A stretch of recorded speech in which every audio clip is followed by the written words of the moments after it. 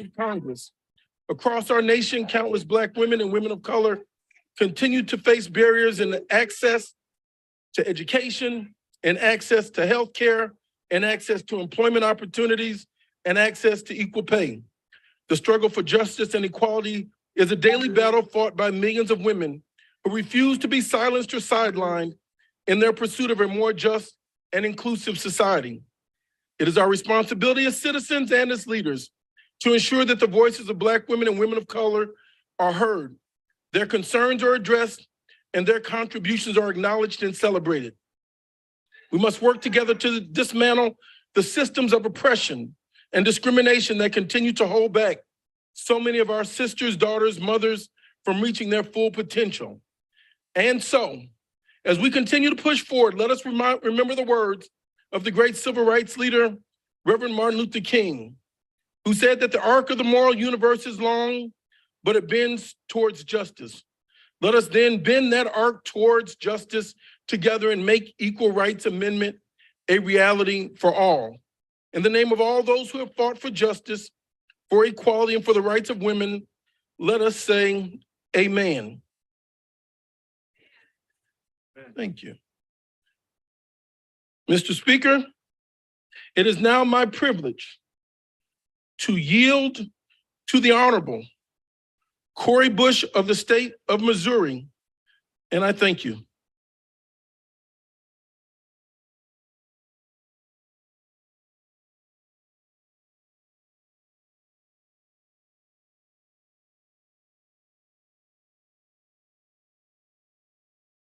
St. Louis and I rise today for the Equal Rights Amendment. We rise on this historic occasion on the eve of the birth of the Congressional Caucus for the Equal Rights Amendment, a caucus I am proud to be founding tomorrow alongside my co-chair in service, my sister in service, Congresswoman Ayanna Pressley. We rise in the tradition of those who led this fight before us, those whose shoulders we now stand upon, shoulders like Pauli Murray, Shirley Chisholm, Barbara Jordan. On the ERA Caucus Eve, this ERA Caucus Eve, as we near the close of Women's History Month, it is only fitting that we are here on the floor of this U.S. House of Representatives with our Congressional Black Caucus colleagues, because Black women have always been leaders of the fight to enshrine equality in our nation's Constitution. But we haven't always been in the headlines for leading that work. So today, we are here to declare that the reason the ERA is a priority for the CBC is because everyone in our communities has something to gain from its finalization, and Black women, girls, and queer folk have the most to gain. We are here continuing to lead, demanding exactly what is owed to us, equality. Because you see, the Constitution, in all its wisdom, guaranteed fundamental inalienable rights, but it stopped just short of guaranteeing those rights for everyone. Women, we were written out. And Black women, not only were we written out, but too many authors of the Constitution were busy enslaving, exploiting, and extracting the labor of our ancestors for profit, and were unconcerned with what is owed to us. Equal rights, nothing less. We need to start by being honest about who is harmed the most when equal rights are not enshrined in our Constitution. We know that without the ERA, the patchwork legislation that we have in place to protect women, including provisions of the Equal Pay Act, the 1964 Civil Rights Act, Title IX, and the Violence Against Women Act, has primarily benefited and made gains for white women. Now is the time to build on those gains and expand protections for all women and LGBTQ plus folks, all of us too. This is our moment. 100 years since the ERA was introduced in this body. 100 years. This is our moment to finalize the ERA so that we modernize the Constitution and make sure the fight for equality not only includes but centers the people who have been left behind because we were written out of this document. 100 years, and all we're asking for is 24 words. In 24 words, 24 simple ones, the Equal Rights Amendment will add to our Constitution that equality of rights under the law shall not be denied or abridged by the United States or by any state on account of sex. That's it. In other words, this amendment would make the we the people become us, all of us. In doing so, the ERA can protect people from gender-based discrimination while simultaneously acting as a vehicle for progress. We see it here. This is just a portion. It can work to ensure permanent protections like fair wages, like violence prevention, like healthcare equity, like reproductive freedom, like LGBTQ plus rights, and like much else we not only deserve, but are entitled to and are owed. Equality and nothing less. That's what we're asking for. But we need the ERA, and we need it now because equality is overdue. Equality is overdue. I rise in support of the Equal Rights Amendment today on the shoulders of the scores of Black women and LGBTQ plus people who have toiled on this initiative for 100 whole years to amplify their calls they made in this very chamber and outside of it, calls that resonate today even as the attacks against us intensify. Calls to publish the ERA now. Publish the ERA now. Publish the Equal Rights Amendment now, because equality is overdue. Thank you, and I yield back.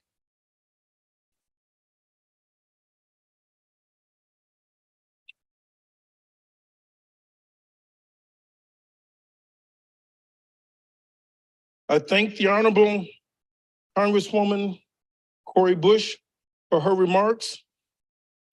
I would like to yield controlling the balance of time to my distinguished colleague, the Honorable Congresswoman Sheila Jackson Lee of the state of Texas.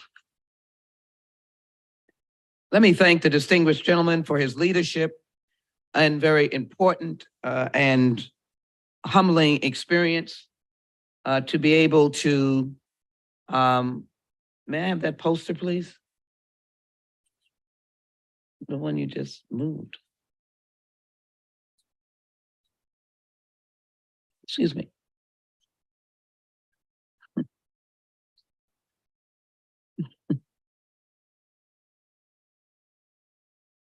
Very important topic this evening that brings us all together. And let me thank Congresswoman Cori Bush for the vibrancy, along with Ayanna Pressley, in the organizing of the ERA caucus. And it is important that we work together to ensure that the Equal Rights Amendment becomes law. I'm reminded of my entering Congress, and I don't know if anyone would realize that there was a statute for suffragette women, women in the early 1900s who were seeking for the women's right to vote. Even earlier than that, Sojourner Truth, who we galvanized around with the Congress, National Congress for Black Women, to provide an opportunity for Sojourner Truth to even have a statute here as an early suffragette and an abolitionist. When I came, the statute honoring women who fought for women's rights and the right to vote was in the basement. And it was women, members of Congress and the Senate, that had to organize and fight to lift that very awesome sculpture out of the basement, covered by dust, to be able to be put in the rotunda. We still have work undone because it was a half-finished sculpture. And African-American women argued that they did not have Sojourner Truth in that statute, who was an abolitionist and a leader on women's rights. We did, through legislation, myself and Senator Clinton, we did in fact get a statue sculptured by an African-American woman of Sojourner Truth. She now remains in Emancipation Hall, and our task is not yet finished to be able to place her in the rotunda along with the other statues. But I say that to say that this caucus, this announcement couldn't be more important.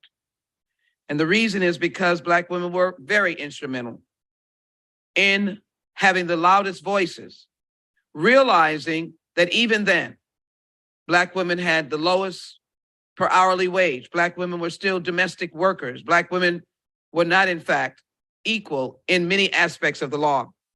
Pauli Murray, who I honor, Shirley Chisholm, Flo Kennedy, all of whom I remember and know, and Barbara Jordan are a few of the prominent Black women who have advocated for the Equal Rights Amendment in the 1970s. Many Black organizations endorsed the ERA, including the National Black Feminist Organization, the NAACP, the Coalition of Black Trade Unionists, and 1970s Gallup polls showed that 60% of Black women wanted the ERA. This has been a long history, and there's a long history of activism that Black women and women of color in support of women's rights and the ERA, stated by historian and professor of Africana Studies, Dr. Mary Phillips. Today, Black women still play a critical role in pushing for the ERA. In 3 states to recently ratify the ERA, Black women were at the forefront. Nevada Senator Pat Spearman led the successful campaign for ratification of the ERA in her state in 2017, and Representative Juliana Stratton made extensive floor speeches in support of the ERA in Illinois. And as well, Jennifer McKellen led the successful effort to ratify the ERA in Virginia, finally bringing the total ratification of the ERA to 38 states required become part of the Constitution. And yet, we did not make our mark. Yet, we have more work to do. Yet, we are struggling to ensure that in 2023, Black women will have equal rights in the court. Black women will have equal rights in healthcare. Black women will have equal rights in education. Black women will have equal rights in the issue of sexual assaults and rape when women are charged with agreeing or consent, which is not true. Equal rights to be heard, equal rights in work, equal rights in payments. And so I rise today to support my colleagues and really to acknowledge these brave and historic women. So proud that my predecessor, the Honorable Barbara Jordan, was one of those who stood regally tall, along with the first African-American woman in the United States Congress, Shirley Chisholm. And then, of course, Flo Kennedy. Who could forget Flo Kennedy wearing those hats? And feminist lawyer and civil rights advocate Pauli Murray, who testified for the Equal Rights Amendment at a Senate Judiciary Committee hearing in 1970. In her testimony, Murray drew up upon her own experience of race and sex. And these are her words. Although my motivation, energy, and effort to meet the higher standards of performance have been operative throughout my life, I have experienced numerous delays in my career, not for the traditional reasons given for the failure of women to develop on par with men in our society, marriage, childbearing, etc., but by combining a combination of individual and institutional racism and sexism, Jim Crow and June Crow. As a constitutional lawyer, a woman, and a Black person, I can say with conviction that Black women as a group have the most to gain from the adoption of the Equal Rights Amendment. All that has been said about the frustration and deprivations of American women, generally because of discrimination by reason of sex, can be said with special force about the position of Black women. And so my concluding remarks, maybe she didn't call herself a fighter for the ERA, but Harriet Tubman was a fighter for justice and took slaves out of the Deep South. And her words were this: if you hear the dogs coming, keep on moving. If you hear the noise, keep on moving. If you see the lights, keep on moving. Because if you want a taste of freedom, keep on moving. Tonight, we stand here for freedom and the Equal Rights Amendment. With that, I yield back, and I thank the distinguished gentleman for his kind yielding at this time. Thank you. I thank the Honorable Congresswoman Sheila Jackson Lee for those outstanding remarks. I would like to yield controlling the balance of my time to the Honorable Ayanna Pressley of the state of Massachusetts. Thank you, Congressman Jackson, and I'm so appreciative that we have male colleagues like you who do see this as a shared fight, and we appreciate your leadership and partnership in this moment. Of course, I want to thank my sister in service, my partner in good on so many issues of consequence, Representative Cori Bush, for your leadership, your ingenuity, and your partnership. I never grow tired of your saying, St. Louis and I rise, for I know every time that you say that, St. Louis and those that are the most marginalized, ignored, left out, and left behind are being advanced in that moment, that justice is on the way. As Black women who have earned the right to be members of this august body, we find ourselves at the intersection of both race and gender. Some of the most profound and most impactful policies come directly from our lived experiences. Each day as we walk these sacred halls of power, we see statues and portraits of white men that serve as reminders of the inequality and the lack of parity in these halls, in our nation's past and present. For centuries, the contributions of Black women have been excluded from the narrative and marginalized in history, but not today. Today, there will be no erasure. We will give all the flowers to Shirley Chisholm and Barbara Jordan and Polly Murray. Black women, they believed, are inherently valued and our equality is a necessity. And they advocated for the ERA to codify those truths in our Constitution. But ratifying the ERA is not only about history, it is about the here and now.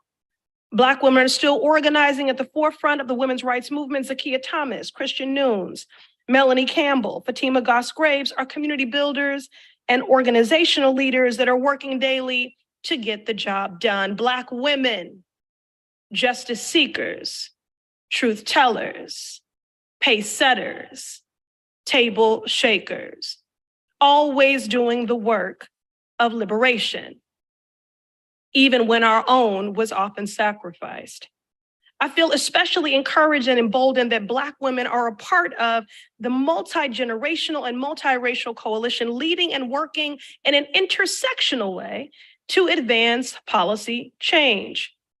This Congress, I introduced a joint resolution to finally make the Equal Rights Amendment the 28th Amendment to the Constitution of the United States of America, but I did not introduce it alone. I was joined by Congresswoman Kamala Dove, Madeline Dean, Sylvia Garcia, Abigail Spanberger, and of course, my partner in good, my sister in service, and co-chair of the Equal Rights Caucus, Representative Cori Bush. When the Equal Rights Amendment was put forward 100 years ago, the coalition was not as diverse nor as inclusive.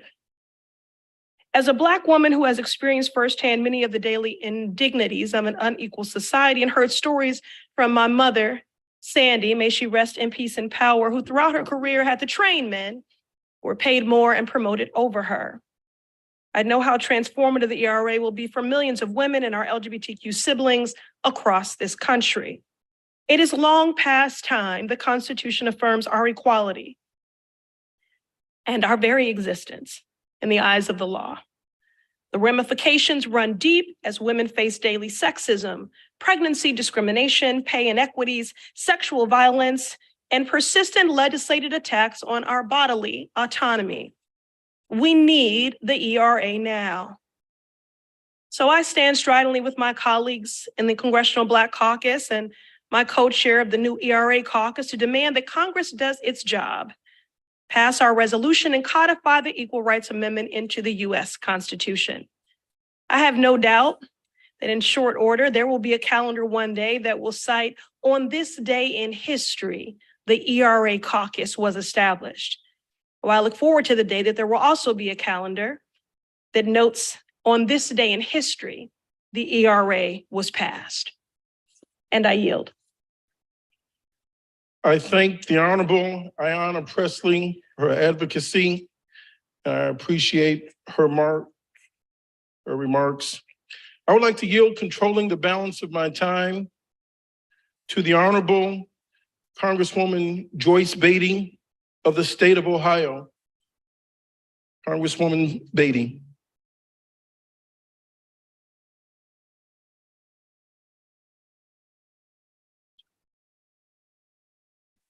Thank you, Congresswoman Beatty, for your service. Mr. Speaker, to our Special Order Congressional Black Caucus Chairman, Congressman Jonathan Jackson, it is my honor to stand here with you to thank you for your leadership and for all that you are doing, and to be a Black man standing, talking about the Equal Rights Amendment with us as members of the Congressional Black Caucus. It also gives me great pleasure, Mr. Speaker, to be here tonight as the 9th woman to chair the Congressional Black Caucus, standing alongside with my colleagues as we pay tribute to countless advancements, achievements, and hard-fought victories by Black women to advance the Equal Rights Amendment. But let me just say, what an honor to thank Chairwoman of tonight's Special Order Hour, Congresswoman Cori Bush, and Congresswoman Ayanna Pressley. You will hear tonight the words like sojourner, truth tellers, fighters for freedom. That is just what you are. My sister, my friend, thank you for all that you do. We stand here tonight on the heels of Black History Month, in the heart of Women's History Month. And we do so at such a critical time in our nation's history. You see, we stand on the shoulders of giants, sheroes who paved the way for the fight for civil rights, women's rights. Today, women like us in this room and countless women across the nation, women like Mary Church Terrell, unbought and unbossed Shirley Chisholm, Barbara Jordan, Flo Kennedy, Polly Murray, Eileen Hernandez, who were instrumental in elevating the cause of women's equality and the ERA. Women like we've heard about already, Senator Spearman to Lieutenant Governor Stratton to our very own Jennifer McClellan of Virginia. Black women led the way. And it's interesting when we say, what did it get us? Whose shoulders do we stand on? It seems fitting for me to say today, as we bring members of Delta Sigma Theta sorority to the Capitol to fight for some of those same rights, as they did in 1913, when, yes, it was 22 Black women who brought up the rear of the march for the Women's Suffrage March. It's important for me to highlight today on this chart, 9 women have served as leaders of the Congressional Black Caucus, making history, fighting for equal rights. But for that, we would not have, as noted here, Vice President Kamala Harris, Supreme Court Justice Ketanji Brown Jackson. We would not have 2 Black women in America today, CEOs of 100 Fortune companies, just 2. We would not have in the halls of this Capitol 2 women, statues, Rosa Parks, brought to the Capitol by members, us, fighting for justice. We would not have from the state of Florida, one of their 2 statues, Mary McLeod Bethune, nor would we have the only woman when we started 1971, the Congressional Black Caucus, no other than Shirley Chisholm. And nor would we have Edna Charity Early, the first Black officer in the Women's Auxiliary. So we've come a long way, and we could put petitions and posters around this whole chamber of why we come today. So let me conclude to say, I am joining my colleagues to demand Congress to act, to finally adopt the Equal Rights Amendment into the United States Constitution, because as I love saying, when women succeed, America succeeds.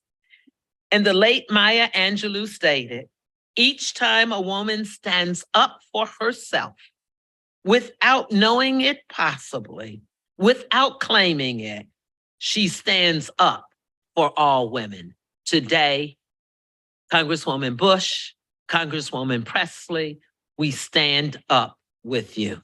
I yield back my time. I sincerely thank the Honorable Congresswoman Joyce Beatty of the state of Ohio. I would like to yield the controlling balance of time to my esteemed colleague, Congresswoman Yvette Clarke of the great state of New York. Congresswoman Clarke. I thank the gentleman from Illinois, Jonathan Jackson, for yielding me time. Mr. Speaker, I rise on this day to acknowledge and thank Congresswoman Cori Bush and Congresswoman Ayanna Pressley for their unyielding, unflinching, unapologetic leadership, for leading the charge on the ratification of the Equal Rights Amendment. I rise today to reaffirm the ever-present need to have this ratification take place, as well as to recognize the tireless efforts and work of Black women on behalf of that mission. It was more than half a century ago that the ERA first passed Congress, due in large part to the efforts in drafting, advancing, organizing by trailblazing Black women.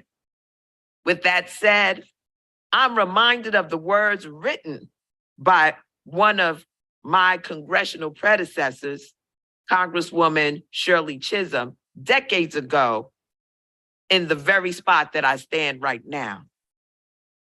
And I quote, "Of course, laws will not eliminate prejudice from the hearts of human beings, but that is no reason to allow prejudice to continue to be enshrined in our laws, to perpetuate injustice through inaction," end quote. Folks, we are tired of the inaction. We are tired of the injustice. We are tired of being tired. And so it is my privilege to join the first ever Congressional Equal Rights Amendment Caucus in history and support legislative efforts to affirm the ERA as the 28th Amendment to the Constitution. For decades, Black women have continued to pave the path towards ratification. And I'm proud to see we are carrying on that legacy today. So in closing, I want to thank every woman who has played a significant and substantial role and continue to play their positions in this battle and in this fight for equal rights. And as the Honorable Marcus Maziah Garvey has admonished us, to each and every woman out there, forward ever, backwards never. Thank you, Mr. Speaker. Jonathan, I yield back. Thank you. It is my privilege to recognize the Honorable. I want to thank Congresswoman Yvette Clarke for her outstanding remarks. It is now my privilege to yield my time to the Honorable Congressman Payne from the great state of New Jersey. Donald Payne. Thank you, Mr. Speaker, and I want to thank my colleague, Mr. Jackson, from the great state of Illinois for the opportunity to speak with you today.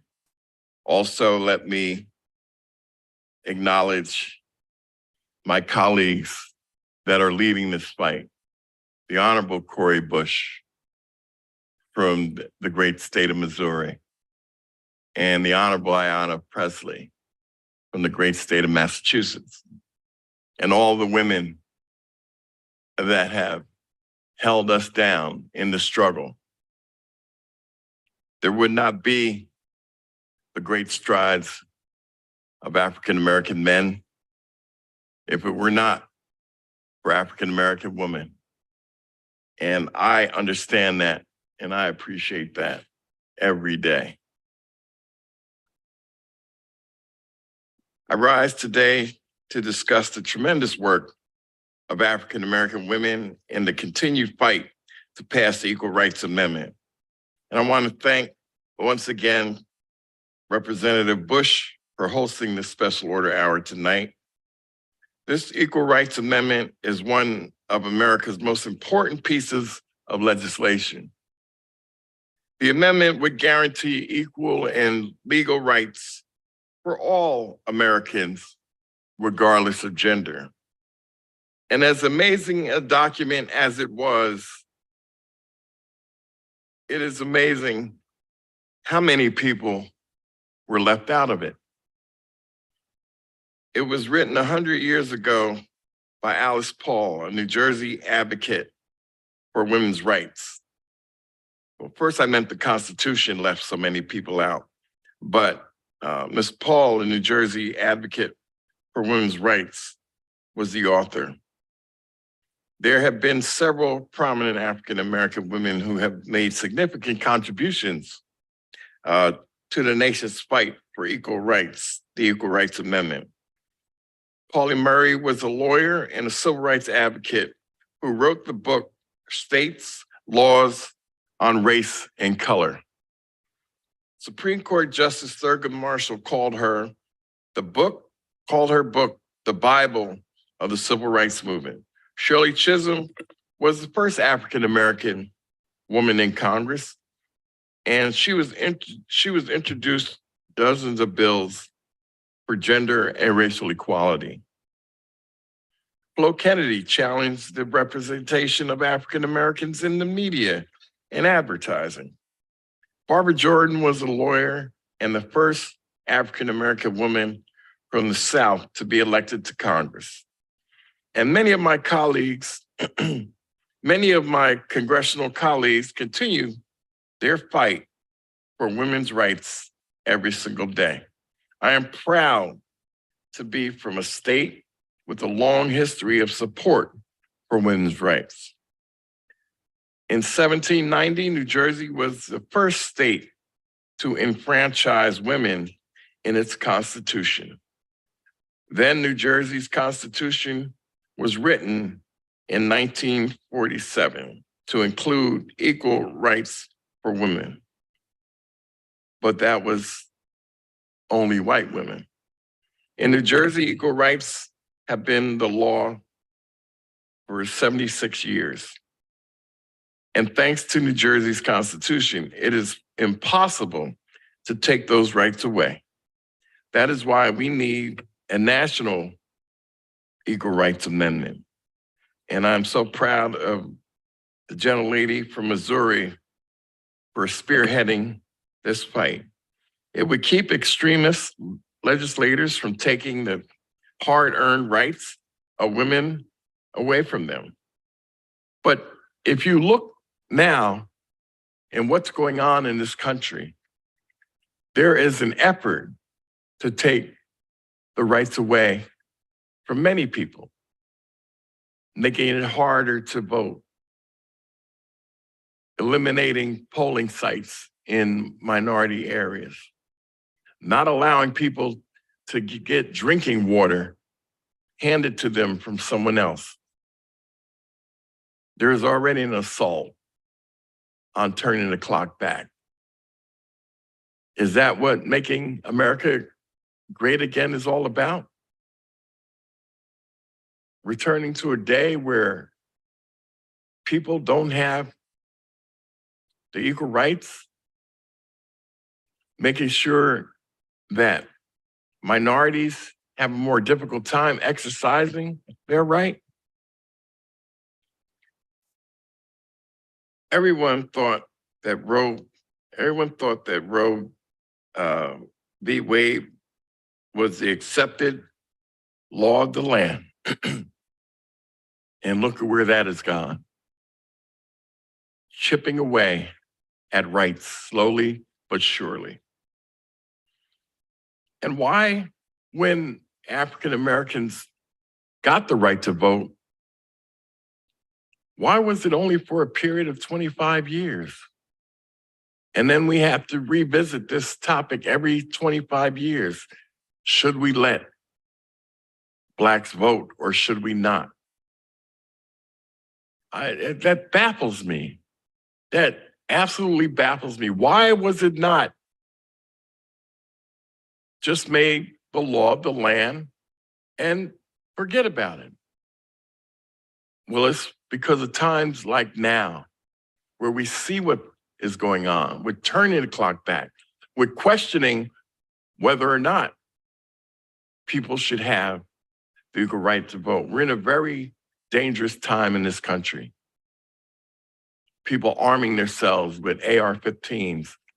Someone requesting that that be made the national gun of this country. We're in a very dangerous time.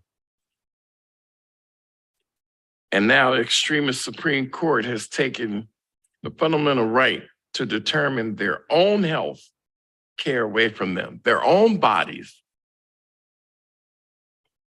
One day you say that the government is too much in your business and your privacy, but you want to go take a woman's right to her health care. You want to be involved in that, but you don't want the government involved in anything that's important to you. But you feel you have the right to determine what another woman does with her body. It's hypocritical. It's hypocrisy. We must not let the legal rights that women deserve be taken away from them. That is why we must pass the ERA, and we must pass it now. And with that, Mr. Speaker, I yield back the balance of the time. I thank the Honorable Donald Payne Jr. for his remarks. It is now my privilege to yield the Honorable Congresswoman. Can't see. So, Mr. Speaker, may I ask for the balance the remainder of time? The gentleman has 18 minutes remaining. I'd like to yield the balance of the remainder of my time for the Honorable Alma Adams of North Carolina. Thank you, Mr. Speaker. First of all, let me thank the gentleman from Illinois for co-hosting this special order hour with gentle lady from Missouri. And I do want to thank her, Representative Cori Bush, as well as Representative Presley for spearheading the ERA and for working toward this fight for all of us. I rise today to observe Women's History Month and to reiterate this year's Black History Month theme of Black resistance.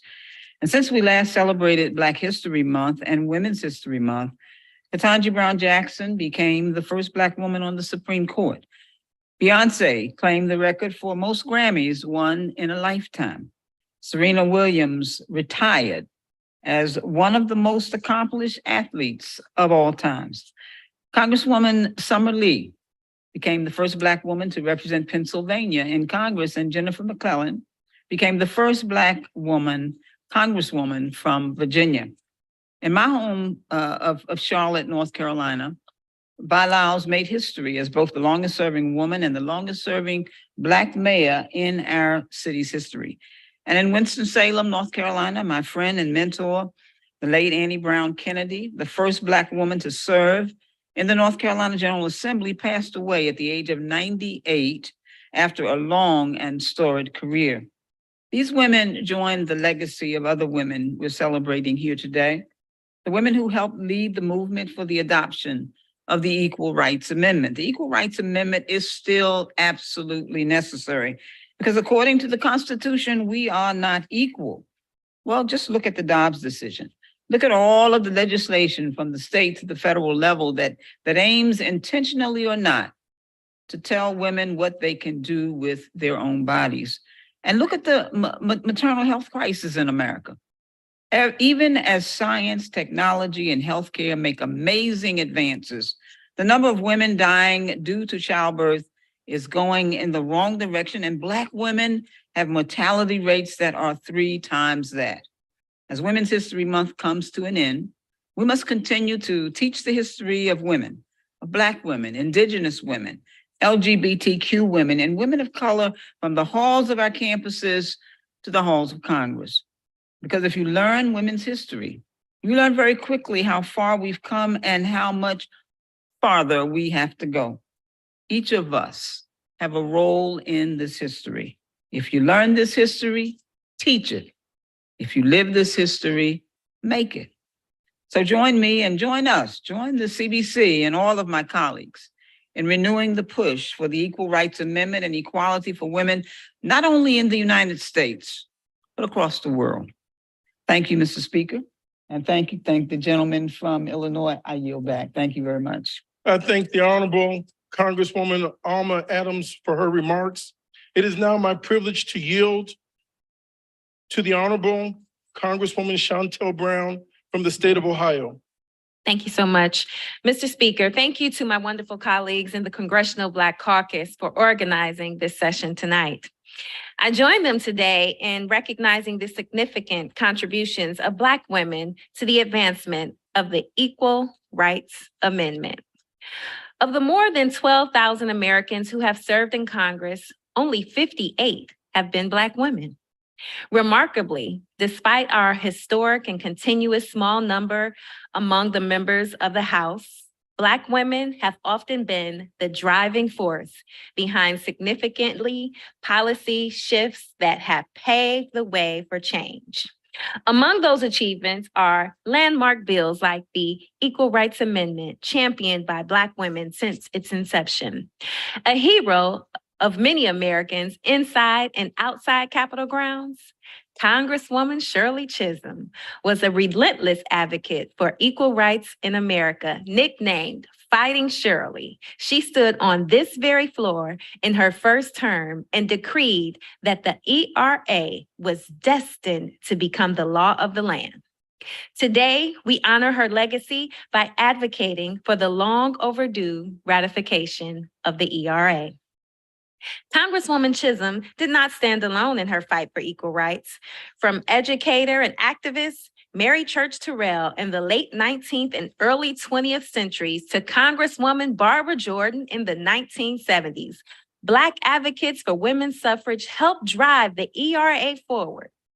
In recent years, we've seen leaders fight for state ratification of the ERA, including our newest colleague, Congresswoman Jennifer McClellan, who, along with 2 Black female colleagues, State Rep. Carol Foy and fellow State Senator Mamie Locke, led the final charge that resulted in Virginia becoming the 38th state to ratify the amendment in 2020.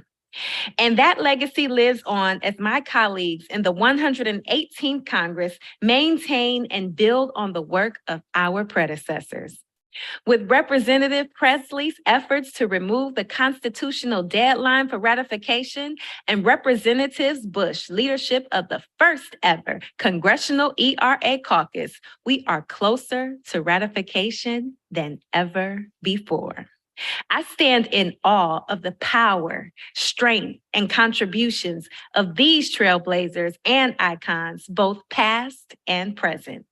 As we continue the fight today, it is an honor to work alongside my Democratic Women's Caucus colleagues to enshrine the ERA in the Constitution, continuing the legacy work started by the Black women who came before me.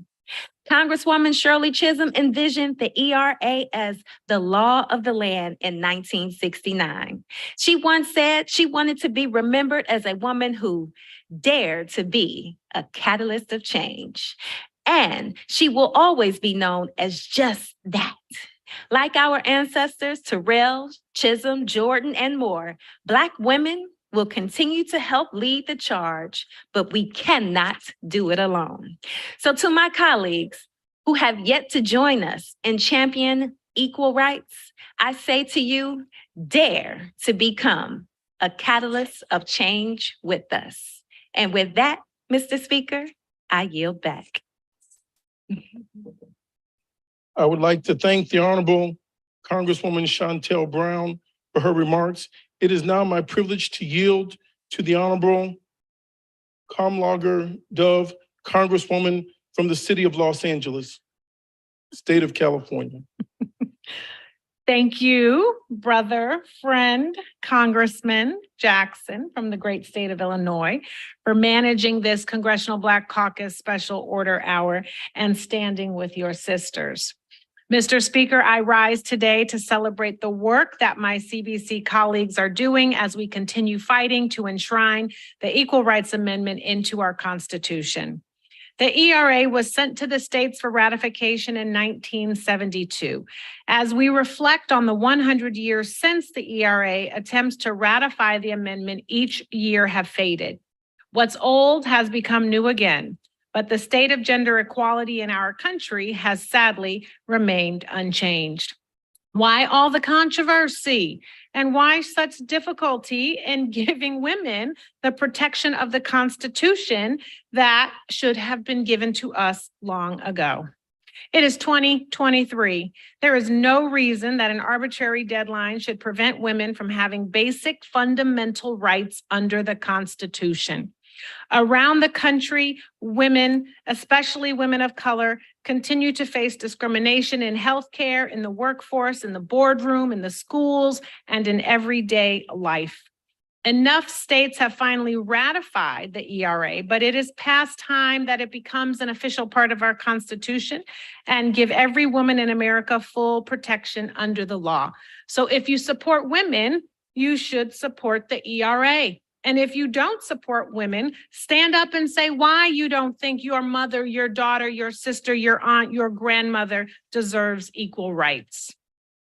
My colleagues, Representative Cori Bush and Representative Ayanna Pressley, have led a renewed charge to add a 28th Amendment to our Constitution and enshrine the ERA into law. I thank them for their commitment to confronting gender equality in the face of disheartening challenges.